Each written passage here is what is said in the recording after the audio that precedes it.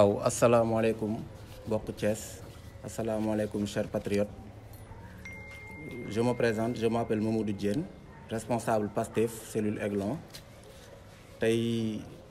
On est très heureux de nous retrouver face à vous pour faire une déclaration de presse concernant un certain nombre de choses qui nous tiennent à cœur depuis un certain temps. Nous avons eu à faire des choix par rapport à notre adhésion politique. Nous avons également senti que la démocratie de nos jours est en train de s'affaisser au Sénégal, ce qui n'a jamais existé dans ce pays. Nous avons également senti que les jeunes ont un rôle très important à jouer dans l'actualité politique du pays, ainsi que nos femmes. C'est la raison pour laquelle nous avons décidé, à travers une grande mobilisation des jeunes et des femmes de ce quartier, de soutenir Ousmane Sonko et le projet PASTEF. C'est pourquoi, depuis le 25 février, nous avons créé cette cellule pour faire le travail à la base, parce que nous sentons que le plus important dans ce combat, c'est le travail à la base, à travers l'opération Wournombo. C'est pourquoi ce 25 février, cette cellule est née en la présence de Adama Diawara, que tout le monde connaît ici à Thiès, qui est coordonnateur de Thiès Est, avec la présence également de l'honorable député Biram Souley Diop, également l'adjointe au maire. Il y avait beaucoup d'autorités de PASTEF Thiès qui ont été présents le jour de la création de cette cellule.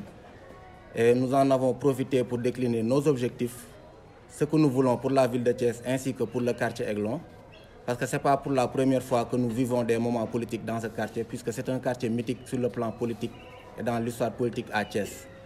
La maison, le lieu dans lequel nous sommes en train de tenir ce point de presse déjà est un lieu mythique parce que c'est la maison de feu Boubacar Ndiaye, qui était un éminent politicien ici au Sénégal.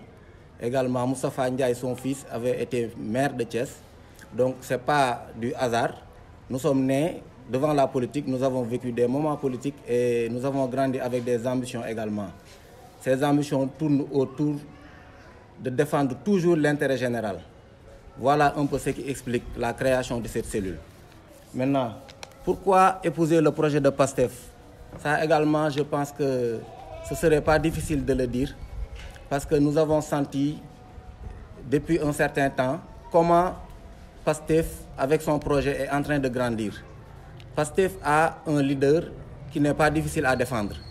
Un leader qui a déjà fait sa promotion, qui a montré de la rigueur et la constance dans toute sa démarche, mais vous voyez que dans le thème, nous avons parlé de la démocratie qui s'affaisse. Nous avons senti que dans ce pays-là, nos hommes politiques ont toujours eu la peur d'être en face d'un opposant qui est là pour l'intérêt général. Parce que le projet de PASTEF n'est rien d'autre que la protection de nos intérêts, la protection de nos ressources naturelles. Aujourd'hui, nous voyons que le Sénégal est la cible pratiquement et la risée de tous les Occidentaux.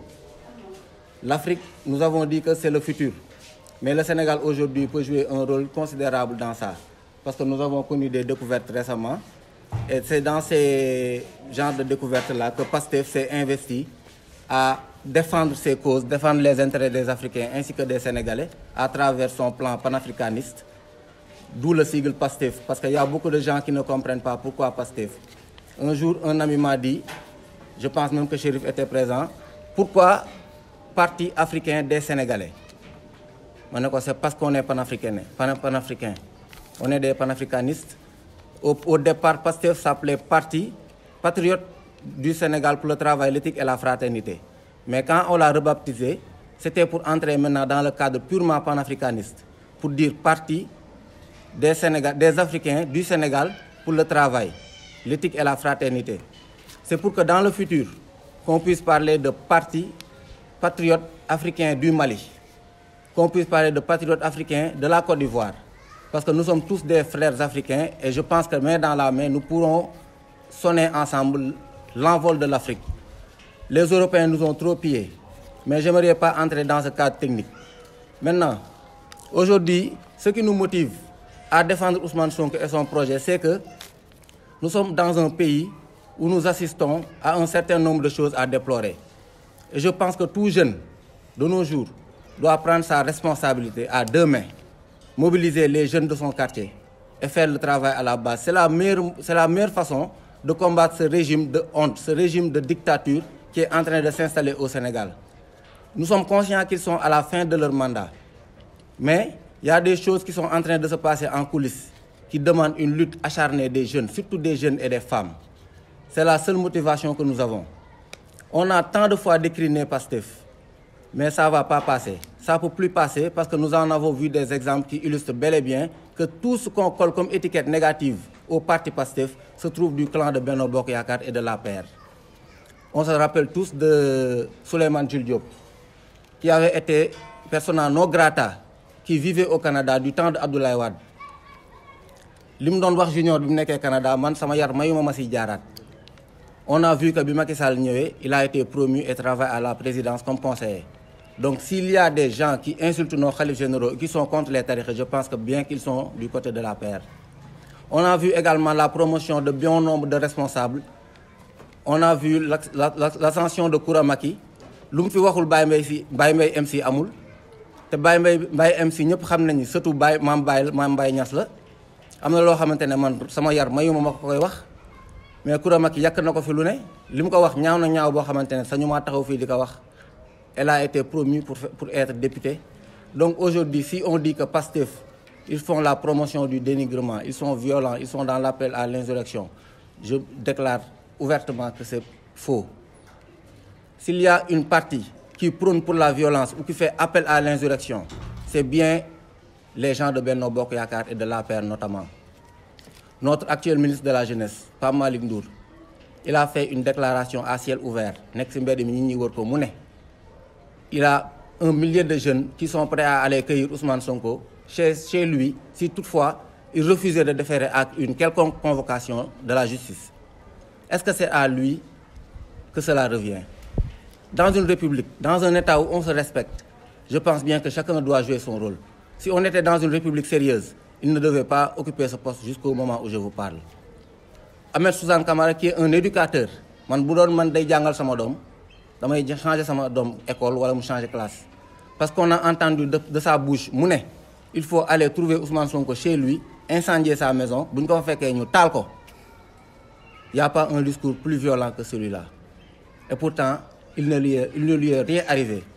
Et cet acharnement-là qui est en train de se passer sur PASTEF, avec les bracelets électroniques, les retours de parquet, les mandats de dépôt, alors qu'il y a à côté des gens qui tiennent un discours incendiaire et rien ne leur arrive.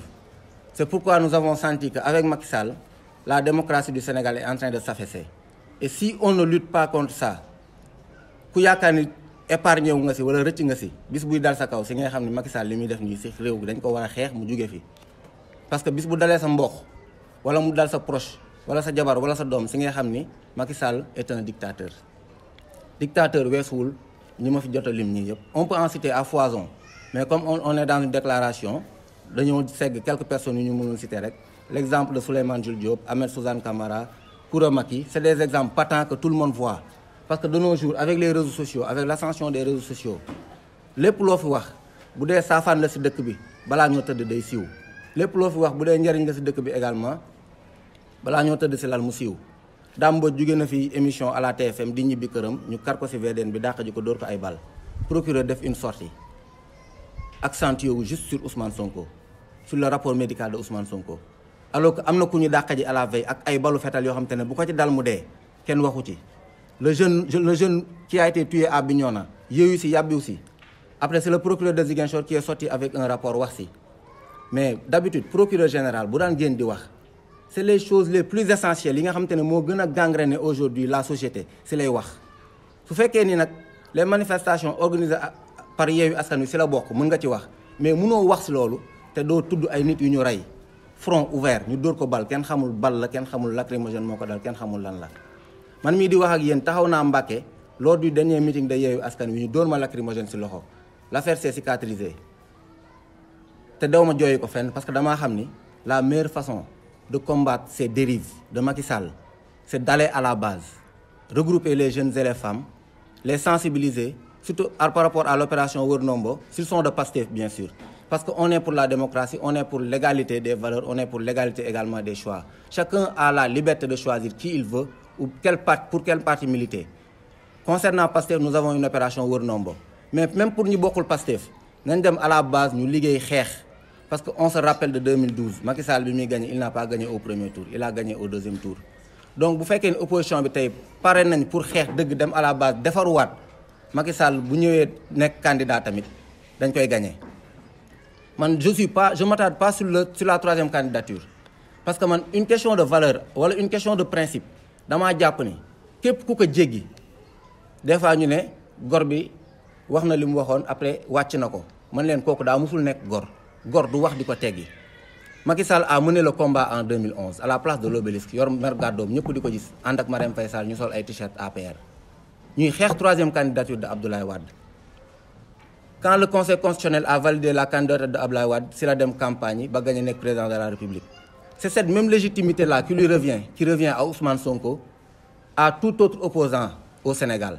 Mais yow nga ñëw accéder au pouvoir avec tout le combat que le peuple a porté pour toi nga ne kenn du fi bëreeg yow yaay taamu ñi la neex nga indi système parrainage ñu d'accord mais ensuite nga boole si di rey ay leader jël Karim Wade tëj ko déporté ko nuitamment Khalifa Sall également c'est un exemple patent qu'on peut citer.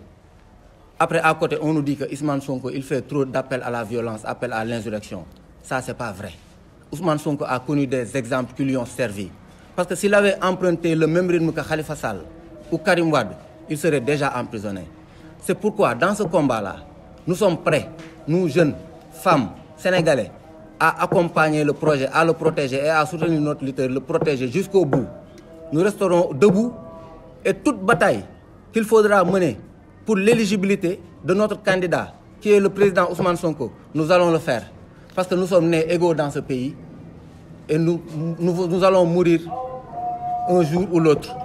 Donc, tant qu'on vit, kenn du piétiner suñuy valeur, kenn du piétiner suñu dignité. On nous tue mais on ne nous déshonore pas.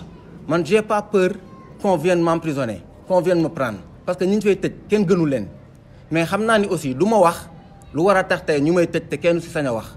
Tey bu ñu ma jëloon yóbbu ma dinañ ne kii waxu fi lu tax ñu yóbbu ko. Parce que li ma fi wax yëpp lu ñu teg suñu bët la di ko gis. Maintenant, il y a des gens, des fois yu ñuy dégg à la télé, dans les zones radio, si jotaay yi ñuy toog di wax. Parce qu'ils sont tout le temps dans le dénigrement. Nous habitons un quartier boo xamante ne y a une diversité sur le plan politique.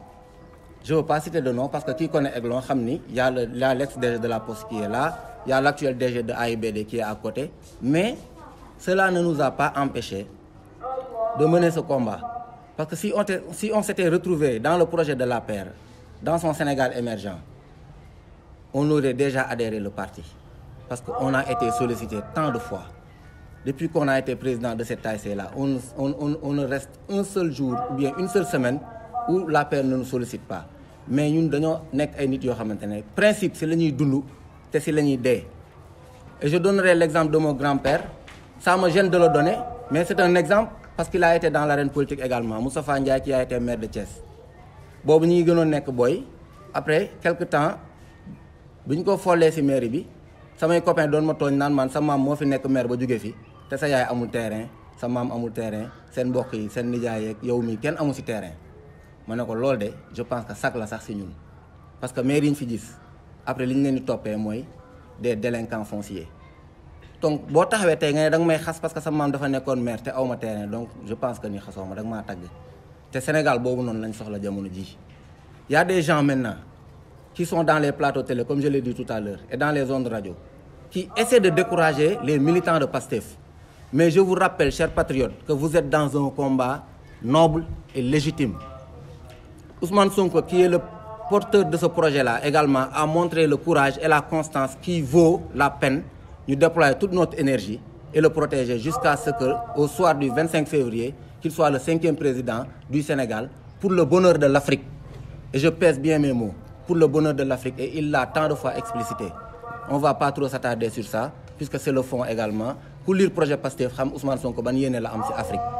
Et ces gens-là qui essaient de vous décourager, pour dire que vous êtes violents, vous faites appel à l'insurrection, ne les écoutez pas. Ne les écoutez pas, parce que dans l'histoire politique du monde, il y a toujours eu, pardonnez-moi du terme, il y a toujours eu des lâches. Les lâches sont ces gens-là pour qui vous luttez pour leur souveraineté, pour leur liberté et pour rendre leur vie meilleure. Il y a toujours une partie qui, à côté, voit la chose autrement, pour des intérêts personnels uniquement. Il y en a qui sont aujourd'hui du côté de l'APR et de Benno Bokk Yaakaar, non pas pour l'intérêt du Sénégal, mais pour leur intérêt personnel. Soit c'est pour un poste ou bien un emploi. Moi, c'est pas ça qui m'anime. Parce que qui connaît mon histoire, c'est que quand j'étais à la poste, Siré Dia bi muy nekk poste, man la njëkk a jël en tant que koo xamante ne bokkul ci famille parce que waa ay mbokkam la njëkk a jël ay raxam bi mu fa génnee si la commencé jël si koñ bi ñi mu njëkk a jël si koñ bi si laa bokk ñii ma toogal xam nañ bu baax li may wax.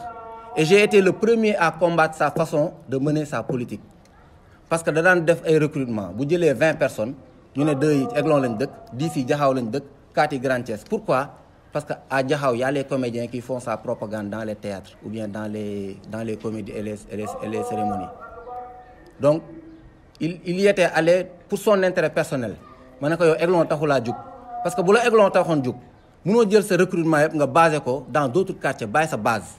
tey Macky Sall buy peser sa poids électoral casino la koy peser ay Nafal wala Iba Katiba wala centre de formation professionnelle te foofu ñun ñoo fay voté donc du ma nangu nga accentuer sa recrutement dans d'autres quartiers bàyyi waa Aiglon en rade alors que chômage baa ngi fi nekk loo xamante ne dafa gangréné Aiglon metti fi trop jeune boo romb fekk jàng na ba pare mais amul dara lu mu def jàppul si dara.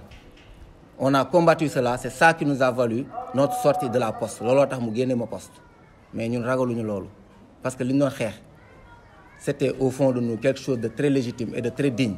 Aujourd'hui nous en avons une très grande satisfaction parce que Aiglon compte un bon nombre de postiers ginnaaw yàlla mën nañ ne ñun bokk nañ si li tax loolu am te on s'en réjouit pas parce que si une autre occasion se présente pour ñu war a xeexal suñu jeunesse wala nos femmes on va le faire. Donc ces gens-là qui tout le temps essaient de vous dénigrer pour dire que vous êtes violents, vous faites appel à l'insurrection, c'est des gens à ne pas suivre. Ne les répondez même pas sur les réseaux sociaux. Parce que dans l'histoire politique de l'humanité, il y a toujours eu ces genres de personnes. Ces lâches qui ont toujours trahi l'opinion majoritaire. Du temps de Che Guevara, quand les militaires boliviens sont venus le cueillir dans sa cachette, c'est un berger qui avait dénoncé Che Guevara. Militaires yi avant ñoo dem ci cachette Che Guevara bi ne dañ koy jël dañoo woo berger bi ñu ne ko mais yow pourquoi tu dénonces quelqu'un qui défend vos libertés et votre cause mu ne ko parce que le berger bi moo koy wax de mu ne ko parce que les crépitements des armes font peur à mon bétail. Quel égoïsme. Il a dénoncé Che Guevara pour protéger son bétail. Mohamed Karim également, l'Égyptien qui avait mené son combat contre Napoléon Bonaparte pour les commerçants d'Alexandrie. Quand il a été cueilli par les militaires de Napoléon, duñ ko yóbboo pour condamner ko à la sentence capitale. Napoléon, en bon démocrate, ne ko j'ai de la peine à exécuter quelqu'un qui défend son peuple et sa jeunesse. Maintenant, en échange de ta liberté, je te demande 10 000 pièces d'or. Mohamed Karim ne ko suñ demee marché Alexandrie, je suis redevable de plus de 100 000 commerçants. Ils vont échanger ma liberté à 10 000 pièces d'or que vous demandez. Ñu dem ba ci marché Alexandrie bi Napoléon a été surpris de voir qu'aucun commerçant ne s'est apitoyé sur le sort de Mohamed Karim. Ils l'ont même accusé de fauteur de troubles et pourtant ils défendaient leur cause.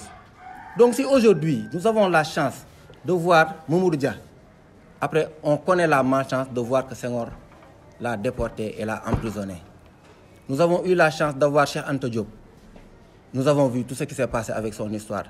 Donc aujourd'hui, on ne peut pas avoir un Ousmane Sonko avec un projet aussi riche qui garantit l'espoir d'un avenir meilleur pour nos enfants et pour nous-mêmes, avec toutes ces découvertes de ressources naturelles, ñuy seetaan ñu koy faagaagal. Man tout le temps dama koy wax ci groupe WhatsApp bu cellule bi.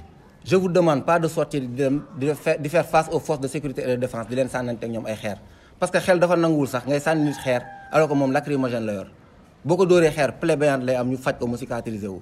moom bu la dóoree lacrymogène mën nga si sax dee mais je ne juge pas ñiy génn di xeexi parce que man demoon naa Mbàkke xeexi taali pëna jël xeer sànni comme ñëpp nuñ ko defee woon mais je ne motive personne à le faire parce que chacun a sa forme de mener son combat. Les combats sont nombreux et chacun fait son choix. Il y en a qui mènent le combat sur les réseaux sociaux et c'est un combat très efficace parce que Facebook est une fenêtre qui touche l'international. Après dañ leen naan da ngeen a bari wax ci réseaux sociaux yi rek ngeen nekk mais réseaux sociaux yi aujourd'hui c'est le canal le plus fort pour passer son information. La preuve Ousmane Sonko gis nañ bu waree génn wax 30 minutes avant 30 000 personnes dañuy taxaw di ko xaar donc tey boo bëggee ne nekk ci réseaux sociaux yi di wax bari wax la tu as faux. Ce sont tous ces agissements-là qui se passent au Sénégal qui font que notre démocratie est mise en jeu te tey dañoo taxaw pour xeex ci loolu nous avons dit quelle est notre motivation également, pourquoi on a épousé le projet de PASTEF et pourquoi on est déterminé aujourd'hui à rester debout et à mener ce combat jusqu'au bout. Notre forme de bataille peut se définir comme une forme pacifique, parce qu'on est très présent également dans les réseaux sociaux et à chaque fois qu'on a la chance d'être invité dans les zones d'une radio ou bien dans les plateaux d'une télé, on n'hésitera pas à le faire pour aller défendre le projet de PASTEF. Les jeunes qui sortent dans les rues pour lancer des pierres et mener des batailles, ces jeunes-là également, nous ne les jugeons pas. Moi, je suis contre ñuy taal parce que Auchan bi ngay taal boo fa duggee soo jëndee produit boo xoolee généralement c'est des produits à étiquette sénégalais ay sénégalais ñoo fa exposé seen produit Auchan jël ko di ci am ñoom ñu ciy am. Si je suis contre la France c'est pas Auchan laay dem di taal yi parce que ay produits sénégalais ñoo fa nekk mais je suis pas contre la France. Je suis pas pour ñiy dem di taal station yi également parce que sénégalais yi ñoo fay ñëw di fa jënd essence pour seen oto daw jël bus Dakar dem di taal ko également nekkul lu xel mën a nangu parce que Macky Sall mi tax nga koy def wala français yi tax nga koy def wala dirigeants yi fi nekk et qui font la honte yi tax nga koy def seen doom ils roulent avec des voitures hors normes avec des voitures de dernier cri boo taalee bus Dakar dem dikk bi mën ngay poser problème ak sama copain bi toog ak sama sœur bi parce que ñun ñoo koy jël di jàngi ñun ñoo koy jël di liggéey donc il faut également ñu jéem a réfléchir à la refonte de la révolution et dans ce combat-là il y a ce qu'on appelle une révolte et une révolution.